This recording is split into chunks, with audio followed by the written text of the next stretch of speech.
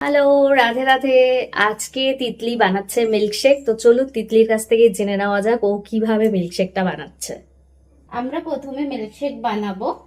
তাতে যাচ্ছে চিনি, এখানে আছে দুটো কলা, টেস্টের জন্য ওরিও বিস্কিট এবং দুধ।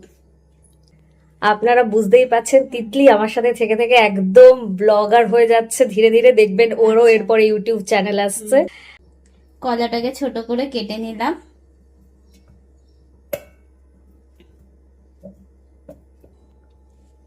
এবার দিয়ে দিচ্ছি ওরিও বিস্কিট, দিয়ে দেব আমরা দুধ।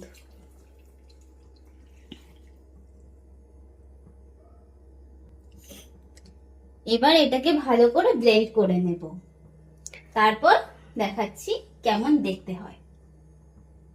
আমাদের মিল্কশেক একদম তৈরি, দেখে নিন। দেখতে বেশ ভালোই হয়েছে। এবার আপনারা ভাবছেন যে এখানে কেন গ্লাস রয়েছে, একটা আমার, একটা তিতলির আর একটা আমার হাজব্যান্ডের। নয়তো আমার হাজব্যান্ড বলবে যে তোরা এসব সারাদিন ধরে খাস, আমাকে কেন দিস না, আমার স্টেটাসগুলো দেখে দেখে এরকম মেসেজ করে। তো একদম সুন্দর করে 3টে কাপ কিন্তু, সরি গ্লাস কিন্তু একদম ভরে গিয়েছে। কেমন লাগছে অবশ্যই কমেন্ট করে জানাবেন। তো আজকে আমার নতুন শেপকে আপনাদের কেমন লাগলো অবশ্যই কমেন্ট করে জানাতে কিন্তু ভুলবেন না। ওপরে আবার আমরা একটু ড্রাই ফ্রুটসও নিয়ে নিয়েছি। তো চলুন এখন আমরা ব্রেকফাস্টটা সেরে নিই। চলুন আজকে আমরা ব্রেকফাস্ট করব ব্রেড বাটার আর তার সাথে হচ্ছে এই মিল্কশেকটা দিয়ে।